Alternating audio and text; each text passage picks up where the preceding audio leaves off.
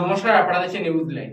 আলিপুরদুয়ার জেলা জটেশ্বরে বিজেপি ডাকার বন্ধকে ব্যর্থ করতে রাস্তায় তৃণমূল কংগ্রেস। আজকের বন্ধের প্রভাব তেমন ভাবে পড়েনি জটেশ্বরে।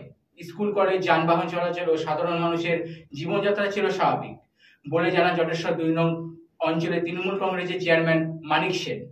কি বললেন শুনবো।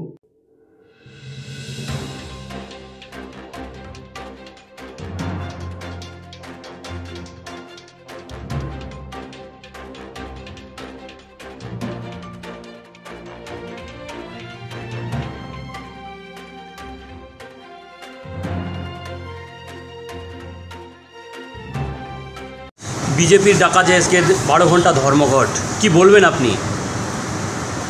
আপনারা জানেন আজকের যে এই বাংলা বন, বিজেপির এই অনৈতিক কর্মনাশা বাংলা বন, আসল ঘটনাটা হলো আরজি করের যে নির্যাতিতা, যে দোষী আমাদের রাজ্য সরকার 24 ঘন্টার মধ্যে একজনকে গ্রেপ্তার করেছিল, সঞ্জয় রায়। আমরা বিশেষ সূত্রে জানতে পেরেছি উনি আরএসএসের লোক।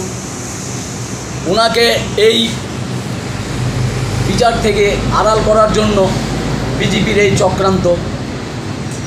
কালকে আপনারা দেখেছেন কলকাতায় ছাত্র সমাজের নাম দিয়ে নবান্ন অভিযান। আমরা কিন্তু সেখানে কোনো ছাত্র দেখতে পেলাম না। আপনাদের বিভিন্ন চ্যানেলেও কিন্তু দেখিয়েছে, সেখানে কিন্তু আমরা ছাত্র দেখতে পাই না।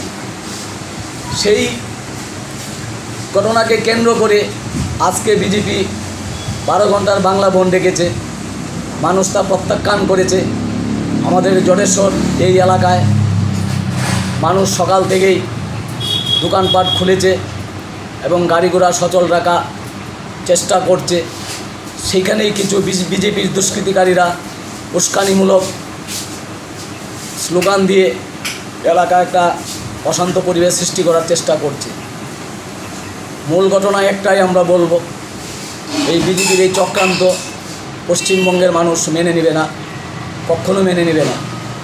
আমরা তৃণমূলের পক্ষ থেকে আরজি করের ঘটনাকে যে দোষী তার ফাঁসির দাবি করছি। আমাদের মাননীয় মুখ্যমন্ত্রীও ফাঁসির দাবি করছেন। আমরা চাই অতি দ্রুত সিবিআই তদন্ত করে দোষীদের ফাঁসির ব্যবস্থা করুক।